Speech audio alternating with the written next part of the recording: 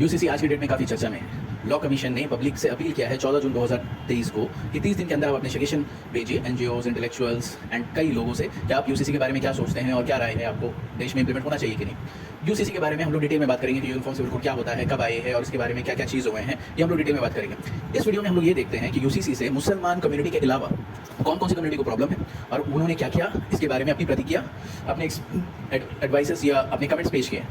और हम लोग ये भी देखेंगे कि कौन कौन सी स्टेट है ने इसके लिए क्या कदम उठाए, क्या क्या डिफरेंट प्रैक्टिसेस होती हैं, ये भी चीज़ हम लोग देखेंगे।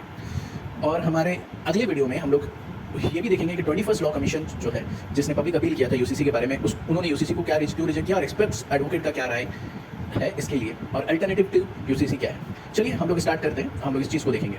इस वीडियो को अंत तक देखिएगा कि what other community says about UCC, UCC के बारे में दूसरी कम्युनिटी का क्या व्यू है।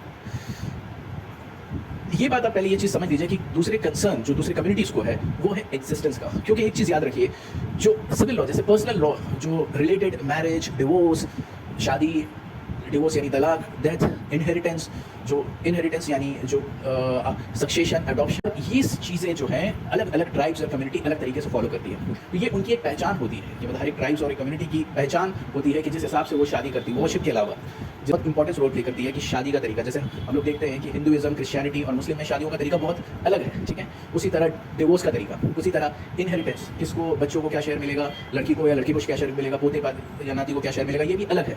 उसी तरह एडॉप्शंस का मेथोडोलॉजी, जैसे मुस्लिम कम्युनिटी में एडॉप्शन का कोई कंसेप्ट है ही नहीं, ठीक है। तो ये सारी चीज़ें अलग अलग ट्राइब और कम्युनिटी में डिफर होती है। कई ट्राइब एंड कम्युनिटीज़ इसे अपना एग्जिस्टेंस का पार्ट मानती है, ये उसका अपना कल्चर है और ये उसका एग्जिस्टेंस का पार्ट है, इसीलिए वो डिफरेंशिएट है दूसरे कम्युनिटी की कि हम लोग ये सारी एक्टिविटीज़ जो है वो अलग करते हैं।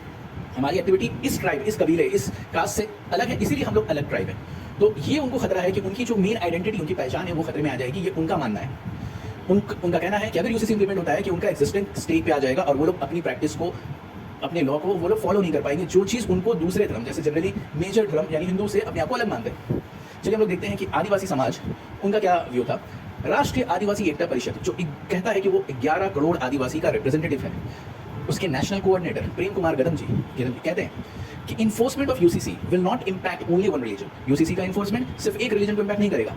इंडिया एक ऐसी कंट्री है जहां कई रिलीजन के लोग यहाँ रहते हैं और सोशल ग्रुप्स रहते हैं। अगर यूसीसी इंट्रोड्यूस हुआ तो सबसे पहला sufferer, the first sufferer will be adivasi. जो पहले सफर करने वाले होंगे वो आदिवासी ट्राइबल कम्युनिटी होगी, क्योंकि community will no longer be able to enjoy the customary law. क्योंकि कम्युनिटी जो है, आदिवासी कम्युनिटी, वो अपने लॉ को, अपनी जो कस्टम है, अपनी जो सभ्यता है, उसके तहत जो उनका कानून है वो उसको इंजॉय, वो उसको प्रैक्टिस इंजॉय नहीं कर पाएगी जब एक ही कानून, यूनिफॉर्म सिविल कोड रहेगा। ट्राइबल कम्युनिटी, और वो ये भी कहते हैं कि ट्राइबल कम्युनिटी जो है उनका अपना डिस्टिंक्ट, अपना अलग कल्चरल सभ्यता, पहचान है और वो अपनी पहचान से गवर्न होते हैं, इस सभ्यता से गवर्न होते हैं और यूसीसी उनके पहचान की एक रियल थ्रेट है।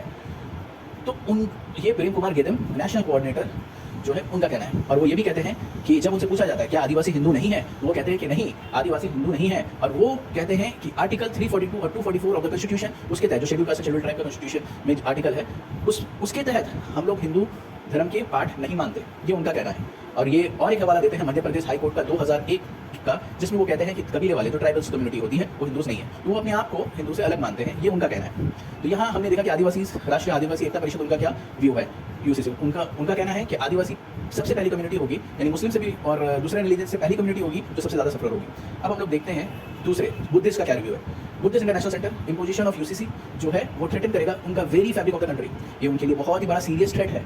ये कहना है प्रोफेसर बाबा हास्ते का, जो बुद्धिस्ट इंटरनेशनल सर्किट, जो एक कलेक्टिव ऑफ बुद्धिस्ट ऑर्गेनाइजेशन है, उनका एक सेंटर है बुद्धिस्ट इंटरनेशनल सर्किट, उसके जो रिप्रेजेंटेटिव है प्रोफेसर बाबा हास्ते, वो कहते हैं कि यूसीसी का इम्पोजिशन जो कंट्री का जो वेरी फैब्रिक है उसको डिस्ट्रॉय कर सकता है। ये सीरियस थ्रेट है हमारे लिए। हम लोग इस ऑब्जेक्ट को, इस नज़रिए को स्ट्रांगली, इस आइडिया को स्ट्रांगली ऑब्जेक्ट करते हैं, स्ट्रांगली इसको अपोज करते हैं कि homogeneous of this popular society. ये कहते हैं strongly object to the idea of homogeneous of the this popular society. एक सोसाइटी जो अलग अलग धर्म, अलग अलग कल्चर की है, उसको एक जगह होमोजीनियस कर देना, यानी उसको एक समान कर देना, इसके आइडिया से वो पूरली ऑब्जेक्ट करते हैं based on the dominant Hindu culture trends. और उनका मानना है, प्रोफेसर बाबा हास्ते कहते हैं, उनका मानना है कि ये जो डोमिनेंट हिंदू कल्चर है उसको इम्पोज किया जाएगा, उसके ट्रेडिशन को हमारे ट्रेडिशंस में, हमारे कस्टम में यूसीसी के थ्रू इम्पोज किया जाएगा, ये हमारे लिए थ्रेट है। एक बुद्धिस्ट मॉन्क है प्रोफेसर भांते सम्यक रक्षित, उनका कहना है कि UCC will kill all the religious identity in the country. मतलब कंट्री के जो डिफरेंट अलग अलग रिलीजियस पहचान है उसको यूसीसी पूरी तरीके से खत्म कर देगी। यूसीसी सिर्फ और सिर्फ मुसलमानों के लिए नहीं बट अगर अदर रिलीजियस ग्रुप जो होते हैं उनको भी अफेक्ट करेगी। ये कॉन्स्पिरेसी है कि क्रूअल कास्ट सिस्टम वर्ना शर्मा कास्ट सिस्टम को वापस लाया जाए यूसीसी के माध्यम से। ये कहना है प्रोफेसर भांते सम्यक रक्षित जी का, जो बुद्धिस्ट के एक बड़े प्रोफेसर हैं। तो यहाँ हम लोगों ने देखा कि बुद्धिस्ट का क्या व्यू था यूसीसी के लिए। अब एक और ट्राइब कम्युनिटी है खानाबदोश जनजाति, यानी नोमैडिक ट्राइब जिसे कहा जाता है, खानाबदोश जनजाति। उनकी एक रिप्रेजेंटेटिव है अनिल कुमार माने, ठीक है। ये सारी इन्फॉर्मेशन आपके प्रेस में दी हुई है, न्यूज़ में, उसका रेफरेंसेस भी आपको इस वीडियो के अंत में मिल जाएगा। उसके थ्रू ये इन्फॉर्मेशन यहाँ पे प्रेजेंट किया जा रहा है। नोमैडिक ट्राइब के जो अनिल कुमार माने रिप्रेजेंटेटिव, उनका कहना है कि अगर मोदी गवर्नमेंट कोशिश करती है यूसीसी इम्पोज करने का तो हम लोग इस मूव को टूथ एंड नील्स यानी जितना जोर लगा सकते हैं दांतों तले हम लोग इस मूव को रेसिस्ट करेंगे, हम रोकने की कोशिश करेंगे, ये उनका कहना है। और ये यूपी इलेक्शन में जब, क्योंकि मैंने कहा आपको कि 2016 से लेकर अभी तक की बातें यहाँ पे जिक्र की गई है यूसीसी के रिलेटेड, तो उस वक्त यूपी का इलेक्शन चल रहा था, तो वो कह रहे हैं कि ये एक पॉलिटिक्स खेला जा रहा है यूपी के इलेक्शन को मद्देनजर रखकर। ये उनका और एक बात कहना है कि ये शेड्यूल्ड ट्राइब्स को के जो रिजर्वेशन जो उनको दिए जा रहे हैं ये यूसीसी की तरह उसको छीनने की कोशिश है। तो ये उनका कहना है यूसीसी के लेके। ओबीसी कम्युनिटी, उसके जो रिप्रेजेंटेटिव है जो कुमार काले साहब, उनका कहना है कि government has no right to tinker the fundamental rights, क्योंकि पर्सनल लॉ जो है वो फंडामेंटल राइट्स के अंदर में आता है। गवर्नमेंट का कोई राइट नहीं है, कोई अधिकार नहीं है कि वो फंडामेंटल राइट के साथ छेड़छाड़ करे। ये गवर्नमेंट है जो लोगों के लिए वेलफेयर के लिए, उनके अच्छे के लिए, कंट्री के, इस देश के लोगों के लिए कुछ कर रही नहीं है, बट पॉलिटिक्स में इंडल्ज हो रही है ताकि वो इलेक्शन जीत जाए। तो उनका ये कहना है कि यूसीसी जो है एक पॉलिटिकल स्टंट है। अब हम लोगों ने ये देखा, ये कुछ हालांकि बहुत सारे हैं जिनका प्रेस में इन्फॉर्मेशन नहीं है, तो कुछ मतलब कई ऐसे कम्युनिटीज़ है जिसमें ज़्यादातर जो ट्राइबल कम्युनिटी है वो कवर्ड हो जाती है, उनका यूसीसी की तरफ प्रतिक्रिया क्या है। अब हम लोग देखेंगे कि जो स्टेट्स है, अलग स्टेट्स ने क्या कदम लिए। जैसे हमारे एक मिजोरम स्टेट है, नॉर्थ ईस्ट स्टेट्स, मिजोरम के होम मिनिस्टर लाल चमलियाना, वो कहते हैं कि यूनिफॉर्म सिविल कोड अगर इनैक्ट होता है, अगर वो लाया जाता है, ये कंट्री को डिसइंटीग्रेट कर देगा, कंट्री को बिखेर देगा, क्योंकि ये एक अटेम्प्ट किया जा रहा है कि रिलीजियस जो धार्मिक और सामाजिक प्रैक्टिसेस है, जो सभ्यता है, उसको ख़त्म करने का ये एक अटेम्प्ट है, कोशिश है।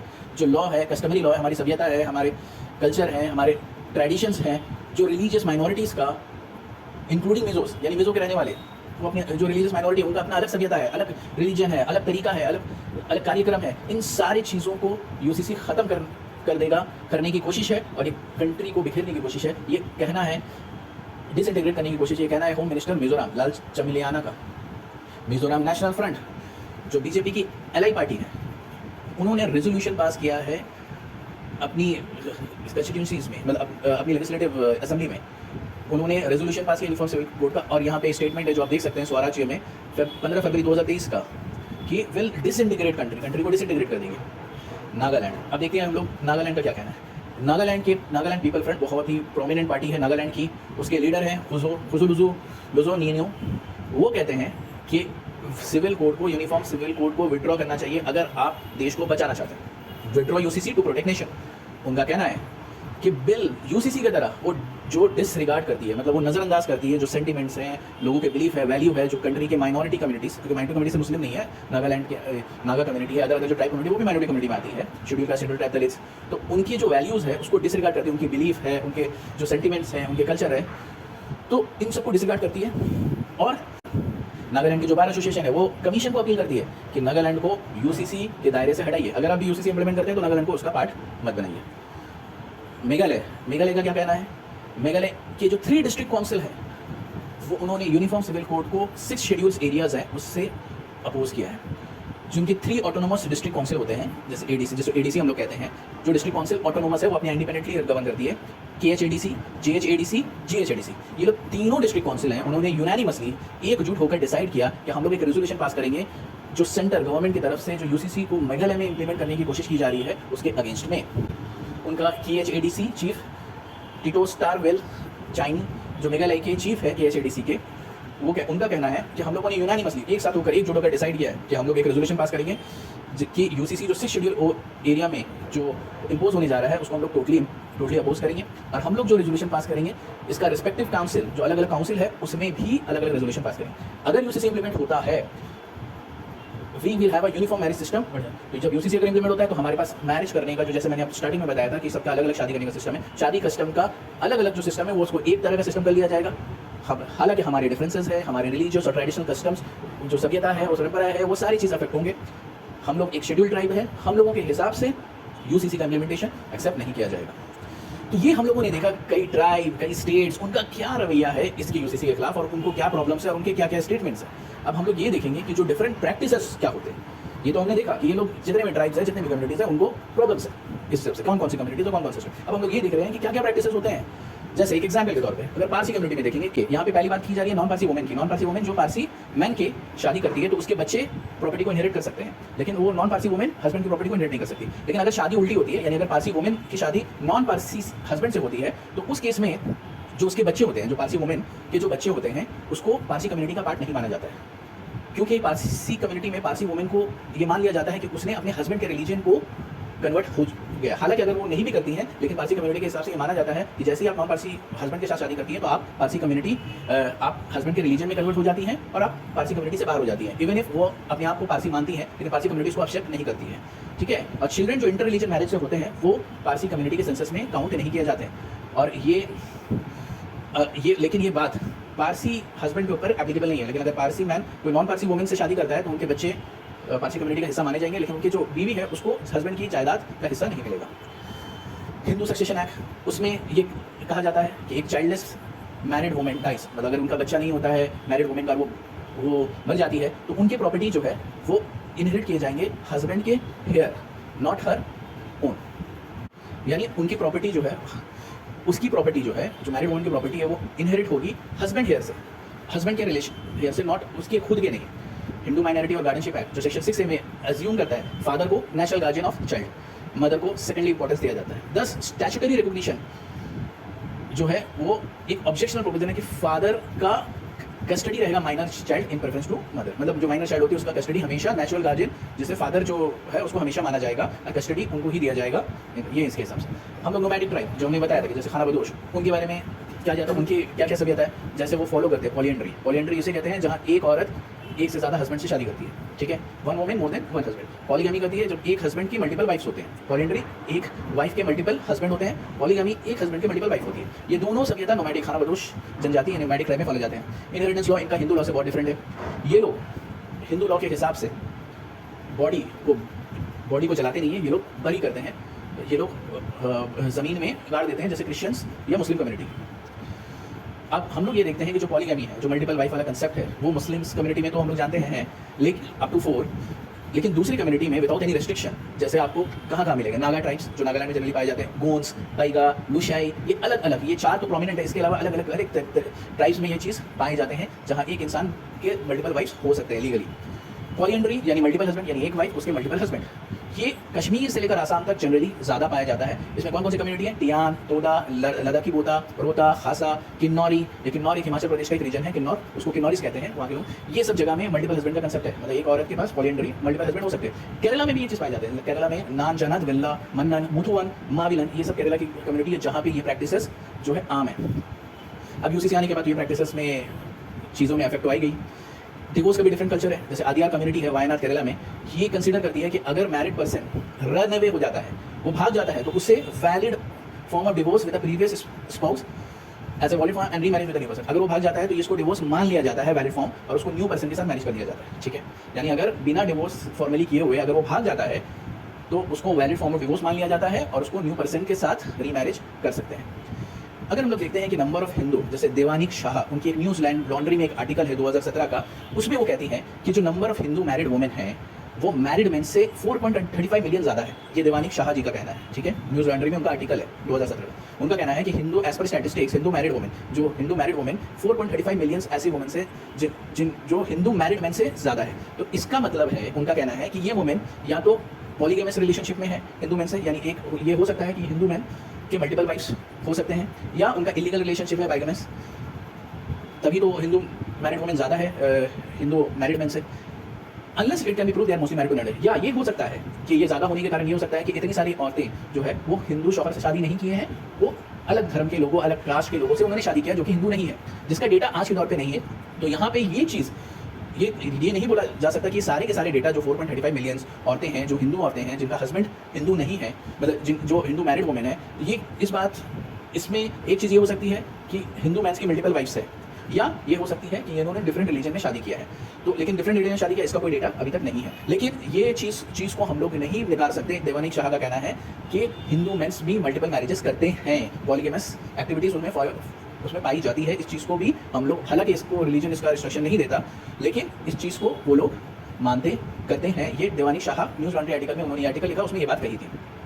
तो ये चीज़ें जो है हम लोगों ने देखा कि जो डिफरेंट कम्युनिटी में क्या है, डिफरेंट प्रैक्टिसेस क्या किया जाते हैं, स्टेट का क्या रिएक्शन था, और डिफरेंट स्टेट्स, मिजोरम, मेघालय, ये इन सारे स्टेट्स में उसके लिए क्या एक्शन लिया, कई ट्राइब्स हैं, उनका क्या व्यू रहा इसके बारे में, और कितने किस तरह के प्रैक्टिसेस फॉलो किए जाते हैं, जो कि यूसीसी आने में वो सब मर्ज हो जाएंगे उसी तरह, और इनका क्या क्या रवैया है बड़े बड़े स्पीकर्स का। तो ये सारी चीज़ें बताती हैं। इसमें मुसलमान कम्युनिटी के बारे में जिक्र नहीं किया गया है कि यूसीसी से उनका क्या रवैया, जो कि पूरे देश भर को पता है, लेकिन अदर कम्युनिटीज़ को भी इससे प्रॉब्लम है, जो कि न्यूज़, ये सारी चीज़ें इन्फॉर्मेशन अवेलेबल है। अब हम लोग दूसरे वीडियो में इंशाल्लाह इस बारे में डिस्कस करेंगे कि जो लॉ कमीशंस, जो 21st लॉ कमीशन जिसने इसके ऊपर रिसर्च किया था और उन्होंने पब्लिक अपील भी किया था 2016-18, उनका क्या व्यू था यूसीसी के बारे में, उन्होंने क्यों रिजेक्ट किया, उसके जस्टिस बी एस चौहान का क्या कहना था, प्लस अलग अलग एक्सपर्ट एडवोकेट का क्या कहना है, अल्टरनेटिव यूसीसी का क्या है, और उसमें और क्या क्या इफेक्ट हो सकते हैं।